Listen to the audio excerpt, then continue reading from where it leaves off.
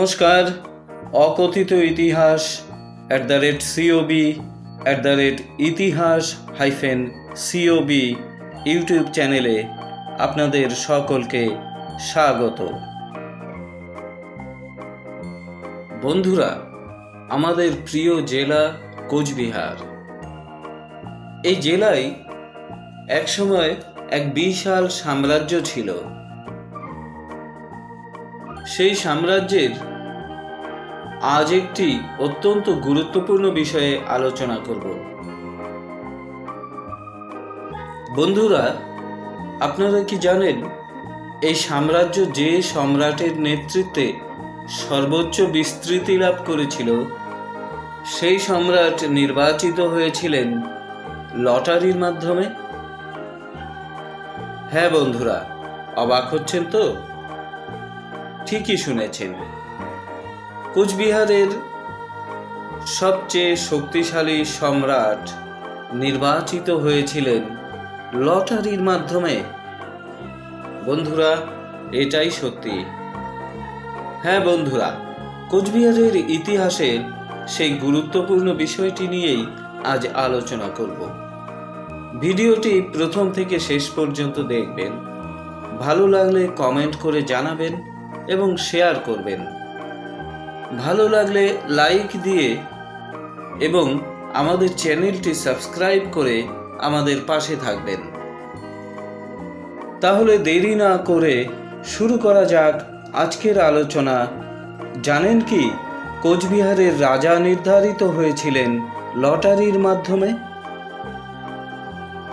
কোচবিহার রাজ্যের প্রতিষ্ঠাতা অর্থাৎ প্রথম রাজা ছিলেন মহারাজা বিশ্বসিংহ। হারিয়া মণ্ডল তথা হরিদাস মণ্ডল নামক এক মণ্ডলাধিপতির পুত্র ছিলেন মহারাজা বিশ্বসিংহ। তার মাতার নাম ছিল হীরা দেবী। মহারাজা বিশ্বসিংহের সর্বমোট 18 জন মহিষী ছিলেন। দেশের বিভিন্ন প্রান্তের 18 জন রাজকুমারীকে গন্ধর্ব মতে বিবাহ করেন মহারাজা বিশ্বসিংহ। রানীদের মধ্যে জ্যেষ্ঠা ছিলেন নেপাল দেশের রাজকন্যা রত্নকান্তি।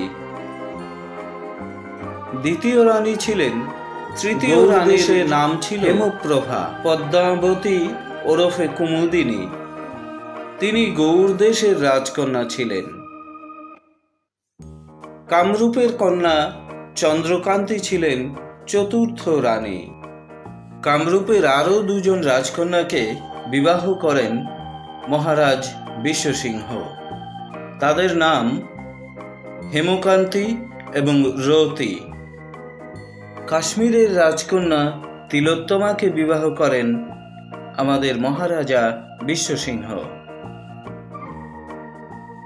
কাশী দেশের 5 জন রাজকন্যাকে মহারাজ বিশ্বসিংহ বিবাহ করেন। তাঁদের নাম চন্দ্রা, চন্দ্রাননা, জয়া, বিজয়া এবং জয়ন্তী। শোনিতপুরের 3 জন রাজকুমারী মহারাজ বিশ্বসিংহের মহিষী হন। তাঁদের নাম ললিতা, লাবণ্যবতী এবং পদ্মমালা। মিথিলা দেশ থেকে 2 জন রাজকন্যাকে বিবাহ করেন মহারাজ বিশ্বসিংহ। তাঁদের নাম শতরূপা এবং কাঞ্চনমালিকা। বন্ধুরা, রাজা বিশ্বসিংহের এই 18 জন মহিষী ছিলেন বলে অনেকেই অনুমান করেন, কিন্তু এই তালিকাতেও যথেষ্ট বিতর্ক রয়েছে। গন্ধর্ব নারায়ণের বংশাবলীতে সুদামনী এবং প্রভাতী নামের আরও 2 জন রানীর উল্লেখ পাওয়া যায়। রিপুঞ্জয়ের মতে মধুমতি এবং সুদামনী নামে বিশ্বসিংহের আরও 2 জন মহিষী ছিলেন। দুর্গাদাসের মতে মহারাজ বিশ্বসিংহের বিশ্বধাত্রী নামে আরেকজন রানী ছিলেন। যাই হোক, মহারাজ বিশ্বসিংহের রানীদের সংখ্যা নিয়ে ইতিহাসবিদগণের মধ্যে যথেষ্ট বিতর্ক রয়েছে। তবে শেষ অবধি প্রায় সকলেই মহারাজ বিশ্বসিংহের 18 জন মহিষী ছিলেন বলে স্বীকার করেছেন। এই 18 জন রানীর গর্ভে বিশ্বসিংহের 18 জন পুত্র সন্তান জন্মগ্রহণ করেন।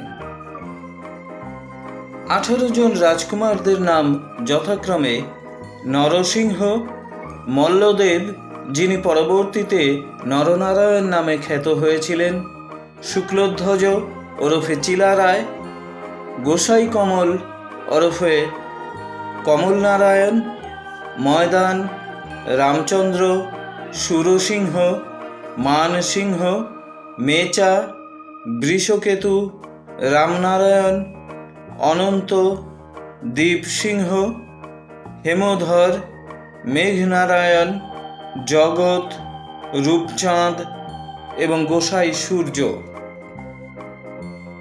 রাজকুমারদের সকলেই ছিলেন অত্যন্ত গুণধর ব্যক্তি। মহারাজ বিশ্বসিংহ রাজকুমারদের শিক্ষার জন্য যথেষ্ট ব্যবস্থা করেন। বিভিন্ন দেশ থেকে বড় বড় পণ্ডিতদের আনিয়ে রাজকুমারদের শিক্ষার ব্যবস্থা করেন। রাজকুমারেরা প্রত্যেকেই সুশিক্ষিত এবং শাস্ত্রজ্ঞ ছিলেন। উপরোক্ত তালিকা মতে দেখা যাচ্ছে রাজকুমারদের মধ্যে সর্বজ্যেষ্ঠ ছিলেন নরসিংহ। পৃথিবীর রাজতন্ত্রের পরম্পরা অনুযায়ী রাজার জ্যেষ্ঠ পুত্রই পরবর্তী রাজা নির্বাচিত হয়ে থাকেন।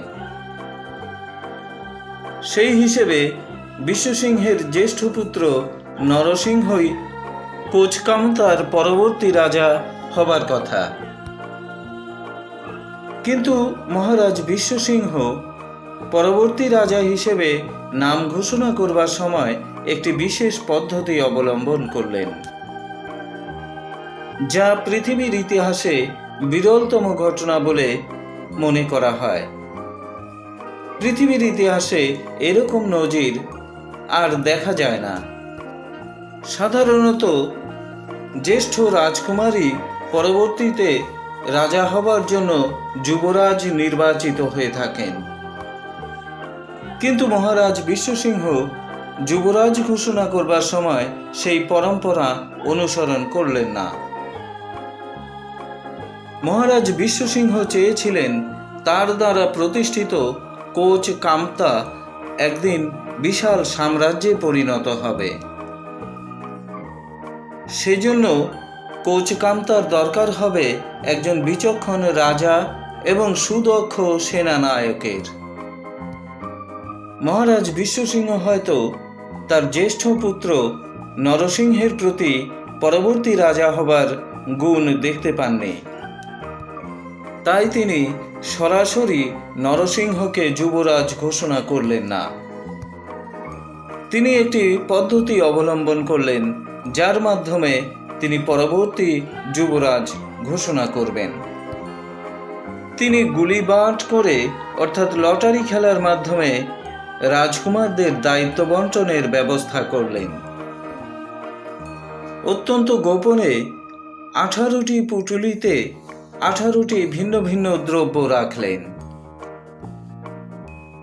এই দ্রব্যগুলি হল সোনা, রূপা, তাম্র, কাঁসা, রাংতা, সীসা, মুক্তা, পিতল, মাটি, জবধান, লোহা, কার্পাস, সরিষা, মাসকলাই, অস্থি অর্থাৎ হাড়, ভস্য অর্থাৎ ছাই, কাষ্ঠ অর্থাৎ কাঠ এবং পাথর। এই 18টি দ্রব্যের সঙ্গে পুঁটুলিতে একটি করে চিরকুট রাখলেন। চিরকুটগুলির প্রত্যেকটিতে এক একটি দায়িত্বের কথা লেখা হলো। সোনার পুঁটুলিতে লেখা হলো বিদেশের রাজা, মাটির পুঁটুলিতে রাখা হলো কামরূপ কামতার পরবর্তী রাজা লেখা চিরকুটটি, মুখ্য সেনাধ্যক্ষ লেখা চিরকুটটি রাখা হলো লোহার পুঁটুলিতে। সরিষার পুঁটুলিতে রাখা হলো পথঘাট নির্মাণ এবং পুকুর জলাশয় ইত্যাদি খননের দায়িত্বের কথা লেখা চিরকুট। এইভাবে প্রতিটি পুঁটুলিতে এক একটি দায়িত্বের কথা লেখা চিরকুট রাখা হলো। এরপর পুঁটুলিগুলিকে শক্ত করে গিঁট বেঁধে রাখা হলো।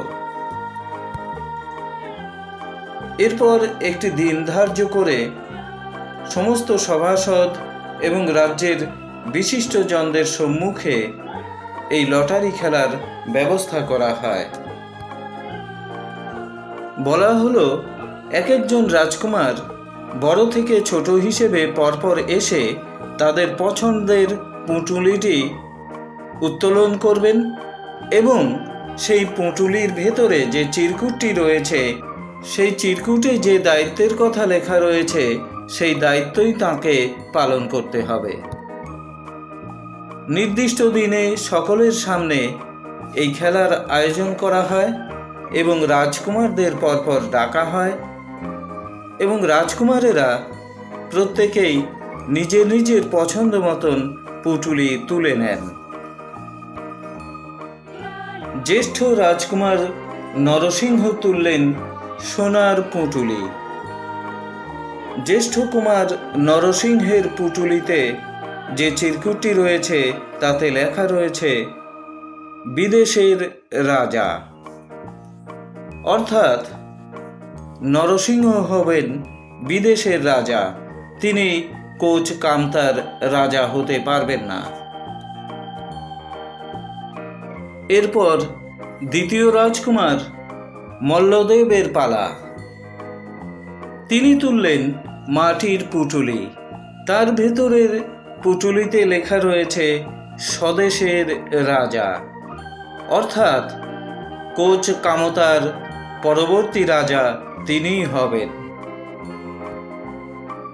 তৃতীয় কুমার শুক্লধ্বজ ওরফে চিলারায় তুললেন লোহার পুঁটুলি।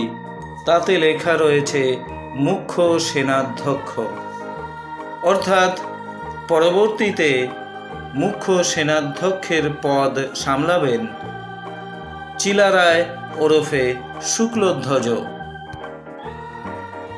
সরিষার পুঁটুলিটি তুললেন গোসাই কমল ওরফে কমল নারায়ণ।